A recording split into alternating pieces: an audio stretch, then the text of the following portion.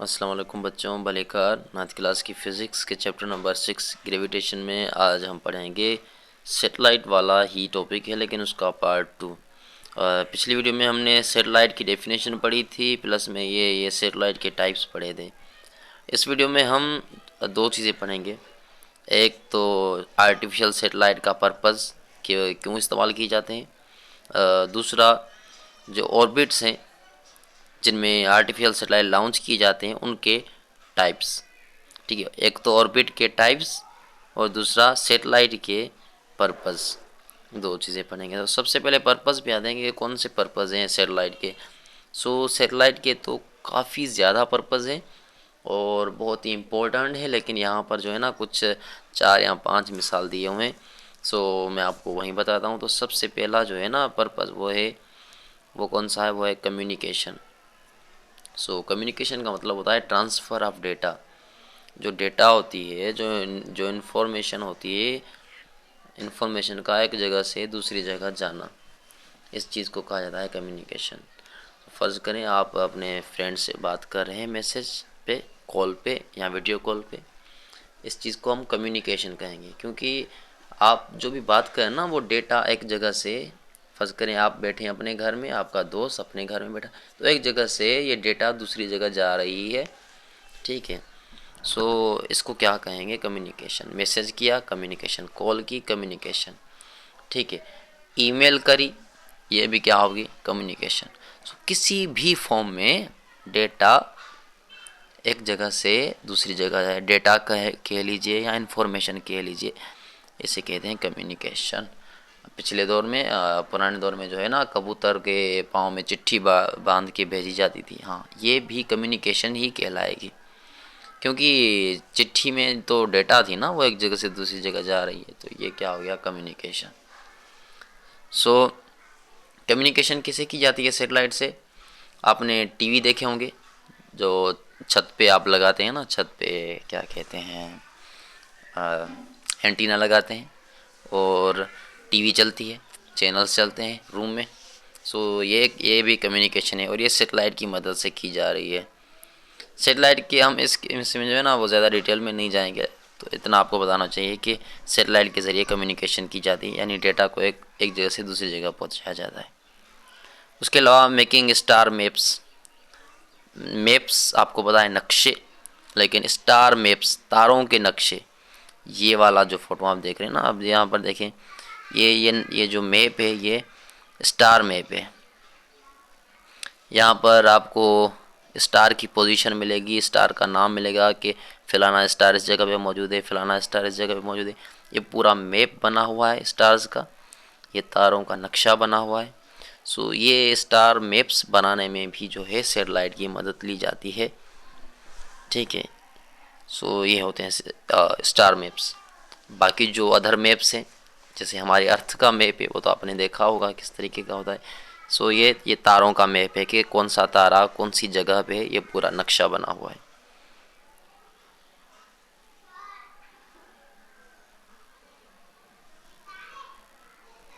ठीक है, इस स्टार मैप के बाद आता है maps of planetary surface.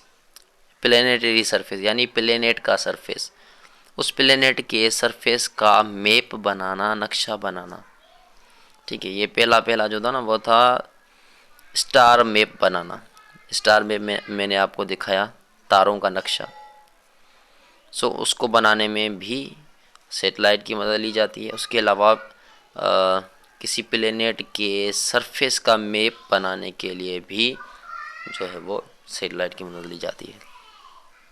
Planet हम पढ़ चुके हैं, प्लेनेट किस चीज़ को कहते हैं, और ये आपको पता होगा कि हमारी धरती प्लेनेट है, अर्थ, मार्स, जुपिटर, ये जो है मर्क्यूरी, ये सारे प्लेनेट्स हैं। तो इनके जो है सरफेस का जो ना वो मैप बनाया जाता है। मैं आपको दिखाता हूँ। जैसे अब ये वाला मैप देखें, ये हमारी जो है धरती का, हमारे धरती के अर्थ के सरफेस का मैप है, और अर्थ प्लेनेट है, तो हम कह सकते हैं ये प्लेनेट के सरफेस का मैप है। ठीक है, तो ये मैप बनाने के लिए भी जो है वो सैटेलाइट की मदद ली गई ना। हाँ, जो गूगल मैप आप यूज़ करते हैं, गूगल मैप, उसमें किसका मैप होता है? गूगल मैप में हमारी अर्थ का मैप होता है ना, और अर्थ तो प्लेनेट है ना। सो अल्टीमेटली ये क्या हो गया? प्लेनेट का मैप, और ये बनता है सैटेलाइट की मदद से। अब मैं दूसरा प्लेनेट आपको दिखाऊं, और ये है, ये रहा प्लेनेट दूसरा, ये है मार्स। और ये मार्स के प्लेनेट जो है ना, मार्स प्लेनेट, उसके सरफेस का मैप है, ये आप देख सकते हैं। अच्छा, ये मैप बनाने में भी जो मदद ली गई है किसकी? सैटेलाइट की। उसके बाद है for collecting information about whether, मौसम के बारे में मालूमात हासिल करना। अब ये देखा होगा ना कि बता दें न्यूज़ में कि जो है ना, कल बरसात होगी, या कल तूफान होगा, हवाएं चलेंगी, या कल धूप निकली रहेगी। ये मौसम की सारी जानकारी मिलती है ना हमें। तो उन उन लोगों को कैसे पता चलता है कि कल क्या होगा, कल कैसी मौसम होगी? सो ये सैटेलाइट की मदद से उनको पता चलता है। अब लास्ट में है for taking pictures of planets की पिक्चर लेना। अब ये भी कोई यूज़ है? इतने बड़े बड़े यूजेस जो हैं वो छोड़ के ये क्या यूज़ दिखा रहे हैं? ठीक है, प्लेनेट्स के पिक्चर लेना। ये जो प्लेनेट्स आप देखते हैं ना, उसके अलावा गैलेक्सीज, ये बहुत सारे यूज़ हैं। यहाँ पर तो ये 2-4 लिखे हुए हैं। चलो कोई नहीं। Artificial satellites carry instrument passengers are both to perform different experiment in space. Artificial satellite जो होते हैं वो कैरी करते हैं, अपने साथ ले जाते हैं क्या? इंस्ट्रूमेंट्स। अपने साथ इंस्ट्रूमेंट ले जाते हैं। उसके अलावा पैसेंजर्स भी ले जाते हैं, या दोनों ही ले जाते हैं, और वहाँ पर मुख्तलिफ़ किस्म के एक्सपेरिमेंट किए जाते हैं स्पेस में।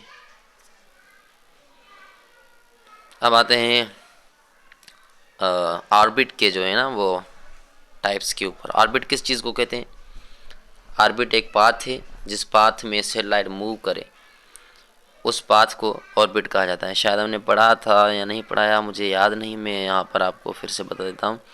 सो ये सैटेलाइट, आर्टिफिशियल सैटेलाइट, ये जिस पाथ में मूव करेगा इस प्लेनेट के अराउंड, ठीक है, तो ये पाथ, ये रास्ता लाल लाल जो बन रहा है, इसे हम क्या कहेंगे? ऑर्बिट कहेंगे। ठीक है, सैटेलाइट का या प्लेनेट का जो पाथ होता है, जो रास्ता होता है, उस रास्ते को ऑर्बिट कहा जाता है। अच्छा, यहाँ पर ये क्लियर बना हुआ है। सो ये रास्ता आप देख रहे हैं, ये वाला रास्ता, ठीक है, जिसमें सैटेलाइट मूव कर रहा है, इसे कहते हैं ऑर्बिट। ये वाला भी, ये भी क्या कहलाएगा? ऑर्बिट। और ये भी क्या कहलाएगा? ऑर्बिट। सो ये रास्ता होता है ऑर्बिट। अब ऑर्बिट के जो टाइप्स हैं, सो ऑर्बिट के टाइप्स हैं, ये तो हटा लीजिए, ये कोई टाइप नहीं है। ठीक है, ये फार कम्युनिकेशन, ये कोई ऑर्बिट का टाइप नहीं है। सो पहला टाइप है लो अर्थ ऑर्बिट। लो अर्थ ऑर्बिट यानी ऐसा ऑर्बिट जो अर्थ के करीब हो, जिसका अल्टीट्यूड, जिसकी हाइट ज़्यादा ना हो, लो हो, कम हो। जैसे यहाँ पर ये देख रहे हैं ना, ये सैटेलाइट अर्थ के बहुत करीब, ये देखें, ये दूर है अर्थ से, ये अर्थ के करीब रिवॉल्व कर रहा है। सो ये जो ऑर्बिट है ना, जो अर्थ के बहुत करीब है, हाँ, ये ऑर्बिट है लो अर्थ ऑर्बिट, LEO, लियो। लियो मूवी मत समझ लेना, ये LEO यानी लो अर्थ ऑर्बिट है। उसके बाद है medium earth orbit. Medium earth orbit यानी ना ज़्यादा दूर और ना ही ज़्यादा करीब। लो अर्थ ऑर्बिट बहुत करीब था। सो मीडियम अर्थ ऑर्बिट, ना ज़्यादा दूर होगा अर्थ से, ना ही अर्थ से ज़्यादा करीब होगा। उसके बाद है हाई अर्थ ऑर्बिट, जो अर्थ से बहुत ही ज़्यादा दूर होगा। जैसे ये अर्थ है, ठीक है, ये अर्थ, तो ये एक ऑर्बिट है, हाँ, ये ऑर्बिट है लो अर्थ ऑर्बिट। ये ऑर्बिट है मीडियम अर्थ ऑर्बिट, जो ना ज़्यादा दूर है ना ज़्यादा करीब। फिर है हाई अर्थ ऑर्बिट, जो कि अर्थ से बहुत दूर है, ठीक है, हाई अर्थ ऑर्बिट। ठीक है, उसके अलावा एक और भी होता है जियो स्टेशनरी ऑर्बिट। कौन सा orbit? Geostationary orbit. Geo, अब ये क्या, कौन सा ऑर्बिट है? जियो का मतलब होता है, देखें, जियो का मतलब होता है अर्थ, स्टेशनरी का मतलब होता है रेस्ट। सो ऐसा ऑर्बिट जो जिसमें जिसमें जो सेटेलाइट रिवॉल्व करे ना, वो सेटेलाइट अर्थ के हिसाब से रेस्ट में हो। अब ऐसा कैसे हो सकता है कि रिवॉल्व भी करे और रेस्ट में भी हो? देखिए, अगर आपने फिजिक्स सही से पढ़ी है ना, तो आपको पता होगा कि जो मोशन होती है वो रिलेटिव होती है। वो हम रिलेट करके बताते हैं कि कोई चीज़ मोशन में है या नहीं है। जैसे अगर आपके हाथ में पेन है, आप हाथ को सीधा रख के चल रहे हैं ना,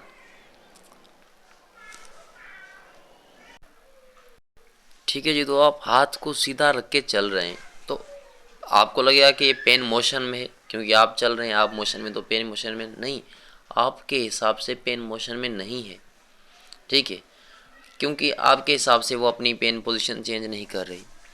अब कोई और अगर आपके साथ में खड़ा है, तो उसके हिसाब से जो पेन है ना, वो मोशन में है, क्योंकि उसके हिसाब से पेन अपनी जो है पोजीशन वो चेंज कर रही है। अच्छा, ये अब मैं डिटेल में नहीं जाऊँगा। तो जो मोशन होती है वो रिलेटिव होती है, वो आप चीज़ों से रिलेट करके बताते हैं कि इसके हिसाब से मोशन में है या इसके हिसाब से मोशन में नहीं है, फलाने के हिसाब से रेस्ट में है, फलाने के हिसाब से मोशन में, ऐसा होता है।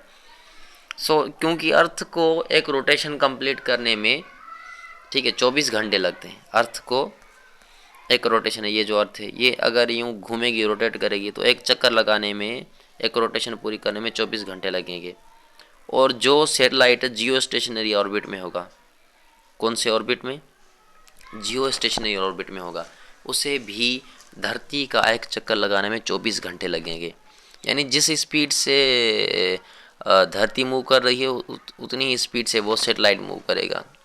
खैर, स्पीड तो डिफरेंट हो सकती है, लेकिन वो भी एक चक्कर 24 घंटे में पूरा करेगा, सेटेलाइट भी, और धरती भी एक चक्कर 24 घंटे में पूरा करेगी। यानी ऐसा लगेगा कि जो सेटेलाइट है, ठीक है, वो धरती के हिसाब से रेस्ट में है। ऐसा लगेगा वो सेटेलाइट मोशन कर ही नहीं रहा, वो सेटेलाइट एक जगह पे रुका हो, हालांकि वो मोशन कर रहा होगा, ठीक है, क्योंकि जैसे जैसे धरती मोशन करेगी, वैसे वैसे ही सेटेलाइट मोशन करेगा, तो ऐसा लगेगा कि वो सेटेलाइट मोशन कर ही नहीं रहा। इसलिए इस ऑर्बिट में, जिस ऑर्बिट में सेटेलाइट को 24 घंटे लगे, ठीक है, ऐसा ऑर्बिट जिस ऑर्बिट में सेटेलाइट को एक चक्कर पूरा करने में 24 घंटे लगे, उस ऑर्बिट को कहते हैं जियो स्टेशनरी ऑर्बिट। ठीक है, फर्ज करें ये लिखा हुआ है जियो स्टेशनरी ऑर्बिट, GEO। तो ये जो सेटेलाइट है ना, ये वाला, ये धरती यूँ घूमेगी, ये भी यूँ घूमेगा, ये यूँ घूमेगी, फिर ये यूँ घूमेगा, ये यूँ घूमेगी, ये, तो धरती एक चक्कर कंप्लीट करेगी 24 घंटे में, ये भी एक चक्कर कंप्लीट करेगा 24 घंटे में। ऐसा लगेगा कि धरती के हिसाब से ये मोशन कर ही नहीं रहा। इसे, इस ऑर्बिट को कहा जाता है जियो स्टेशनरी ऑर्बिट। उसके बाद शेप के हिसाब से भी टाइप हैं। ये जो ऑर्बिट के टाइप होते हैं ना, ये मुख्तलिफ चीज़ों के बुनियाद पे होते हैं। जैसे हाइट के बुनियाद पे, अल्टीट्यूड के बुनियाद पे। हाँ, हाइट या अल्टीट्यूड बहुत कम है तो लो अर्थ ऑर्बिट, हाइट या जो अल्टीट्यूड वो थोड़ा ज़्यादा है तो मीडियम अर्थ ऑर्बिट, और सेटेलाइट की हाइट या अल्टीट्यूड बहुत ही ज़्यादा है तो हाई अर्थ ऑर्बिट।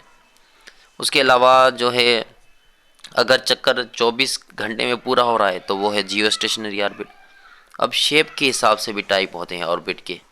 किस हिसाब से? शेप के हिसाब से। जैसे एक ऑर्बिट बिल्कुल ही ऐसे सर्कुलर है, ठीक है, तो इसे कहा जाएगा सर्कुलर ऑर्बिट। अब एक ऑर्बिट जो कि सर्कुलर नहीं है, वो ओवल शेप्ड है, यूं अंडे की तरह है, तो उसे कहा जाएगा एलिप्टिकल ऑर्बिट। समझ में आ रहा है? शेप के हिसाब से भी जो है ऑर्बिट के टाइप्स होते हैं। तो शेप के हिसाब से दो मेन टाइप हैं ये, एक है सर्कुलर ऑर्बिट, जो ऑर्बिट है वो बिल्कुल सर्कुलर हो तो सर्कुलर ऑर्बिट। ऑर्बिट अगर सर्कुलर ना हो, अंडे जैसा हो, ओवल जैसा हो, ये होता है एलिप्टिकल ऑर्बिट। ये जो ऑर्बिट के को कैरेक्टराइज किया गया है, ये जो ऑर्बिट्स के टाइप बनाए गए हैं, ये डिफरेंट पैरामीटर्स के हिसाब से बनाए गए हैं ना। जैसे मैंने आपको बताया हाइट, हाइट एक क्या है, हाइट क्या है, डिस्टेंस है, ठीक है, हाइट क्या है, डिस्टेंस, कहाँ से, अर्थ से लेके सेटेलाइट तक का। सो और टाइम पीरियड के हिसाब से, जैसे सेटेलाइट का टाइम पीरियड था 24 घंटे, 24 घंटे में एक चक्कर कंप्लीट कर रहा था। हाँ, तो उसका टाइम पीरियड क्या हुआ, 24 घंटे। टाइम पीरियड आपको बताता चलूँ कि एक चक्कर पूरा करने में जितना टाइम लगे ना, उसे कहा जाता है टाइम पीरियड। जैसे अ, एक चक्कर पूरा करने में अगर 12 सेकंड लगे तो टाइम पीरियड कितना होगा, 12 सेकंड। एक चक्कर कोई भी किसी भी चीज़ का एक चक्कर है ना, पूरा करने में अगर अगर 12 मिनट लगे तो टाइम पीरियड कितना हुआ उसका, 12 मिनट हुए। सो एक चक्कर पूरा करने में जो टाइम लगे उसे टाइम पीरियड कहा जाता है। सो टाइम पीरियड के हिसाब से भी टाइप्स होते हैं। जैसे सेटेलाइट 24 घंटे में चक्कर पूरा कर रहा था, हाँ, तो उसे क्या कहा गया, जियो स्टेशनरी ऑर्बिट। अच्छा, वो यहाँ पर लिखा है आर्टिफिशियल सेटेलाइट विच कंप्लीट्स वन रेवोल्यूशन। रेवोल्यूशन नहीं होगा, रोटेशन होगा। क्या होगा, रोटेशन। रेवोल्यूशन ये गलत लिखा है इन्होंने।